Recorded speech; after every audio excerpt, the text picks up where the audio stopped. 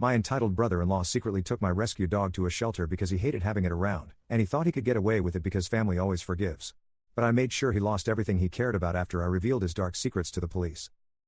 Hey Reddit, I never thought I'd be sharing something like this, but I need to get it off my chest. My hands are literally shaking as I type this, partly from anger and partly because I still can't believe what happened. I've spent the last few days trying to process everything, and I think writing it all down might help me make sense of it. This story is about how my entitled brother-in-law tried to give away my dog while I was at work, and how I made sure he learned a lesson he'd never forget. Some background: I'm Emma, 28F, and I live with my husband Jake, 30M. About 6 months ago, Jake's brother Mark, 32M, moved in with us after losing his job and going through a messy divorce. I should have seen the red flags from the beginning. Mark had always been the kind of person who blamed everyone else for his problems. When he showed up at our doorstep with 3 suitcases and a sob story about how his ex-wife had ruined his life, I had my doubts. But Jake has always had a soft spot for his older brother. Growing up, Mark was the golden child who could do no wrong, and even now, Jake struggled to say no to him. I wasn't thrilled about it, but Jake insisted we help family. That was my first mistake, letting someone so entitled into our home. The real star of this story is my dog Luna, a 3-year-old German Shepherd I rescued when she was just a puppy. Luna helped me through some really dark times in my life, including the loss of my mom to cancer 2 years ago. During those endless nights at the hospital, Luna would wait patiently for me to come home, and somehow she always knew exactly when I needed to cry into her fur or just sit in silence with her head on my lap. When Mom passed, Luna didn't leave my side for weeks. She's more than just a pet, she's family. She's the last connection I have to my mom in a way, because Mom was there when I rescued Luna, and she always used to say that Luna had an old soul and knew exactly how to take care of her people. From day one, Mark had issues with Luna. At first, it was subtle, little sighs of annoyance when she'd walk past him, or passive-aggressive comments about the house smelling like wet dog even though I clean obsessively. Then it escalated. He'd complain about her fur getting on the furniture, even though I vacuum twice daily and have special covers for all the seats. He'd whine about her taking up too much space, as if our 2,000 square foot house wasn't big enough for one medium-sized dog. The comments got nastier over time. Real adults don't waste money on pets, he'd say while eating the food I cooked and living rent-free in our house. You guys could have saved for a better car if you weren't spending hundreds on dog food and vet bills. The hypocrisy was staggering, considering he hadn't contributed a dime to household expenses since moving in. I tried to keep the peace for Jake's sake. I kept Luna in our bedroom when Mark was in the common areas. I changed her walking schedule so he wouldn't have to hear her collar jingling in the morning. I even started feeding her in the garage so Mark wouldn't have to see her food bowl.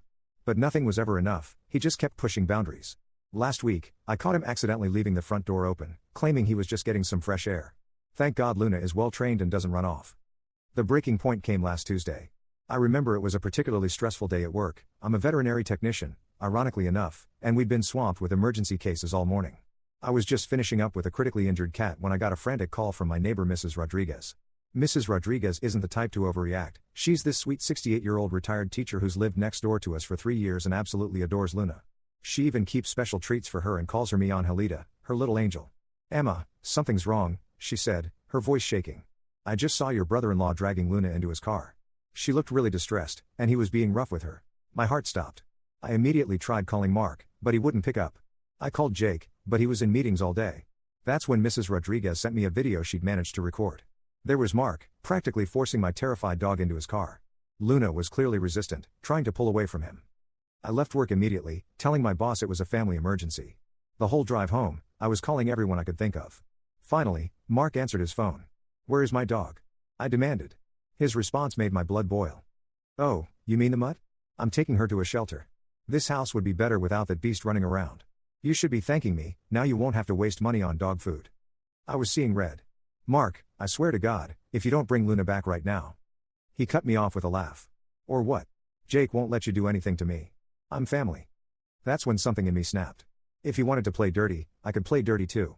What Mark didn't know was that Luna had a GPS tracker in her collar, something I'd invested in after hearing about dogs being stolen in our area. I pulled over and checked the app. They were headed to a shelter on the other side of town. I called the police immediately, explaining the situation. Then I called the shelter he was heading to, warning them about a man trying to surrender a stolen dog. Finally, I called Jake's work and had them pull him out of his meetings. This wasn't just about Luna anymore, this was about teaching Mark a lesson.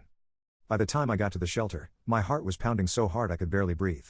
The police were already there, 2 patrol cars and 4 officers surrounding Mark's beat-up Honda Civic in the parking lot. Luna was still inside his car, barking frantically. I could see her pressed against the window, her eyes wide with panic, and it broke my heart. One of the officers, a tall woman named Officer Martinez, was trying to reason with Mark, who was getting more belligerent by the second. "You don't understand," he was shouting, his face red with anger. "I live there. I have every right to make decisions about that dog. She's a nuisance, she's dangerous. The lies just kept flowing from his mouth like a toxic river. Luna, dangerous? She literally helps me socialize scared puppies at the vet clinic where I work. Officer Martinez noticed me pulling up and immediately walked over. Are you Emma? She asked, her voice calm and professional. We've been waiting for you. Do you have Luna's documentation? I had everything ready on my phone, vaccination records, microchip registration, adoption papers, even photos of Luna and me at various dog training classes. Mrs. Rodriguez's video was the cherry on top. When they played it back, everyone could see how roughly Mark was handling Luna, how scared she was. The shelter manager, a kind-faced woman named Sarah, came out to watch the situation unfold. He tried to tell us she was aggressive, she said, shaking her head in disgust. But the moment he opened his car door, that sweet girl just cowered in the corner. We knew something wasn't right. The look on his face when they put him in handcuffs was priceless. His whole facade crumbled, and suddenly he wasn't the arrogant bully anymore, he was a scared man realizing his actions had consequences. You can't do this to me. He kept yelling, his voice cracking with panic. I'm family. This is ridiculous. Jake, tell them they can't do this. Jake had just pulled up in his company car, still wearing his suit from his corporate job. I'd never seen him look so tired, so disappointed. He slowly walked over to where Mark was being detained, shaking his head. The brothers locked eyes, and for a moment, I saw decades of family history pass between them, all the times Jake had covered for Mark, made excuses for him, tried to protect him from his own bad decisions. No, Mark, Jake said, his voice heavy with emotion. You've gone too far this time. You didn't just try to hurt Emma, you tried to take away a member of our family. Luna isn't just a dog, and you know that. You knew exactly what you were doing. Mark's face contorted with rage. Of course you'd take her side, he spat. You've changed, Jake. Ever since you married her, you've forgotten what family means. Mom and Dad will never forgive you for this. But Jake stood his ground. No, Mark. Mom and Dad won't forgive you for this. Not this time. Luna was unharmed, thank God, just scared and confused. When she saw me, she ran straight into my arms, whimpering. I held her tight, promising myself I'd never let anyone hurt her again. But this story doesn't end there. See, while Mark was being processed for theft and animal cruelty charges, I did some digging. Remember how he moved in with us after his divorce? Turns out he'd been lying about a lot of things. I found out he hadn't lost his job, he'd been fired for stealing from the company. His ex-wife hadn't taken everything in the divorce like he claimed, he'd actually hidden assets and lied to the court. How did I find this out? His ex-wife was more than happy to share everything when I reached out to her. He did what to your dog? She exclaimed when I told her what happened. That sounds exactly like Mark. He sold my grandmother's jewelry while I was visiting my sick father in the hospital. Claimed it was his right as my husband. The next few days felt like being in a hurricane. Every time I turned over a rock from Mark's past, more disgusting things crawled out. I turned over everything I'd learned to Mark's probation officer. Oh yeah, he had one of those too. Turns out his business trips every other Thursday were actually mandatory check-ins that he'd somehow managed to hide from everyone. His probation officer, Mr. Chen, looked like he'd aged 10 years as he reviewed the evidence. This is problematic, he said, which I later learned was probation officer speak for he's absolutely screwed. Mark had violated pretty much every condition of his probation, leaving the state without permission, those weekend golf trips, failing to maintain employment, failing to report income, and now theft and animal cruelty charges. Jake was devastated but stood firm. I found him late one night, sitting in Luna's favorite spot in the backyard, just staring at the stars. I enabled him, he said quietly when I sat down beside him. All these years, I kept making excuses for him, kept trying to protect him. Mom and Dad did the same thing. We thought we were helping, but we just made him worse. He turned to me, his eyes red. I love my brother, Emma, but he needs to face consequences for once in his life. I won't bail him out this time. His parents weren't as understanding at first. They showed up at our door the next morning, Mark's mom in tears and his dad blustering about family loyalty. How could you do this to your own brother? His dad demanded. Over a dog? But then I showed them everything, the evidence of theft from his company, the hidden assets from his divorce, the violated probation, and finally, Mrs. Rodriguez's video of him manhandling Luna. The color drained from their faces as they watched their golden child roughly dragging my terrified dog, screaming obscenities the whole time. Sometimes seeing is believing, and that video shattered their last illusions about their son. Mark is now facing charges not just for what he did to Luna, but also for violating his probation. His ex-wife is taking him back to court for lying about his assets. And his old company is pressing charges for the theft he thought he'd gotten away with. As for us? Mark's stuff is packed in boxes in the garage. He's not welcome in our home anymore. Luna is back to her happy self, though she still gets anxious when strange cars pull up. Jake and I are in couples therapy, working through the trust issues this whole incident brought up. I know some might think I went too far, that family should forgive family. But here's the thing, the moment Mark decided to steal my dog, he showed exactly how much family meant to him. I just returned the favor. Update, it's been 2 weeks since everything went down, and I've got some news to share. Mark's been spending his time in county jail, awaiting trial for multiple charges. His ex-wife's lawyer reached out to thank me. Apparently, the evidence I uncovered helped them build a solid case against him for fraud during their divorce. The most surprising development? Mark's parents, who initially tried to guilt us into dropping the charges, had a change of heart when they learned about everything else he'd done. We failed as parents, his mom told me tearfully. We always made excuses for his behavior, and look where that got him. Luna's doing much better now. We've installed security cameras around the house, and she's wearing her GPS collar full time. Jake and I are stronger than ever. This whole ordeal made us realize we need to be a united front when it comes to setting boundaries with family. Final update: the court proceedings were a circus. Mark's attorney, a public defender who looked like he'd rather be anywhere else, tried to paint it as a family misunderstanding.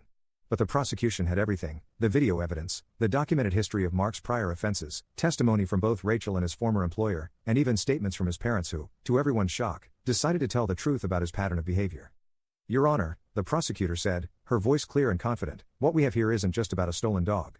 It's about a pattern of escalating behavior, a man who has consistently shown contempt for others' property and well-being, who has repeatedly violated his probation, and who has demonstrated no genuine remorse for his actions. Mark sat there in his orange jumpsuit, looking smaller than I'd ever seen him. Gone was the arrogant smirk, replaced by a pale, drawn expression as witness after witness detailed his lies and manipulations. When it was his turn to speak, he tried one last time to manipulate the situation.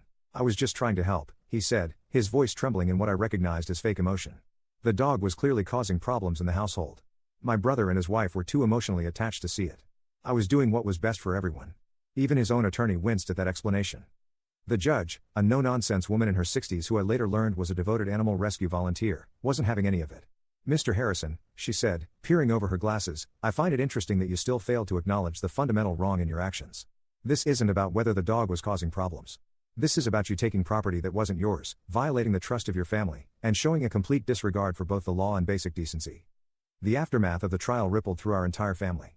Jake's parents went through their own journey of grief and acceptance, finally acknowledging their role in enabling Mark's behavior. We thought we were protecting him, his mom told me over coffee one afternoon, weeks after the sentencing. But we were just protecting ourselves from having to admit we failed as parents. It's time we stopped hiding from the truth. The sentence came down harder than anyone expected: 2 years in state prison, not the 18 months his lawyer had hoped for. Plus restitution to his ex-wife, his former company, and mandatory counseling. The judge made it clear, this wasn't just punishment for stealing Luna, but for the pattern of behavior that led up to it. As for Luna and us?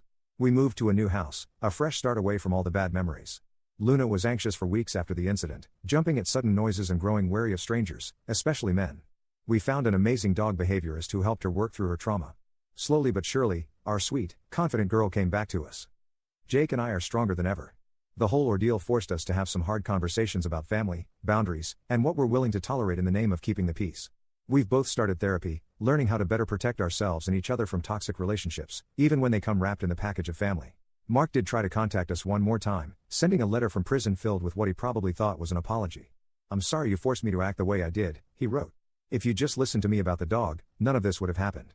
Classic narcissist, still trying to shift the blame. That letter went straight into the shredder. Looking back now, 6 months later, I realized this whole experience taught me something valuable about standing up for what's right, even when it costs you. Mark tried to take away something I loved, thinking his status as family would protect him from consequences. Instead, he lost everything: his freedom, his reputation, and any chance of rebuilding relationships with his family. Sometimes the universe has a way of balancing the scales. Mark's ex-wife Rachel used the evidence we uncovered to reopen their divorce settlement. His former company is pursuing additional civil charges. And his parents? They've started volunteering at the local animal shelter, their own form of atonement, I suppose. As I write this, Luna is curled up next to me on our new couch, in our new home, safe and loved. Jake is in the kitchen making dinner, and I can hear him singing off-key to the radio. We're healing, all of us, and we're stronger for having stood our ground. Sometimes the hardest lessons come from the people we thought we could trust the most. Edit: wow, this blew up overnight. Thank you all for your supportive comments. To those asking, yes, I'm writing this from my own home, not the one I shared with Mark. Jake and I moved shortly after everything happened, partially because Luna seemed anxious in the old house. We're all doing much better now, and Luna absolutely loves having a big backyard to play in. Edit 2: since many are asking about Mrs. Rodriguez, we still keep in touch. She moved closer to her grandkids last month, but she visits whenever she's in town. Luna always gets super excited to see her. I'm forever grateful she was looking out for us that day. Sometimes guardian angels come in the form of observant neighbors.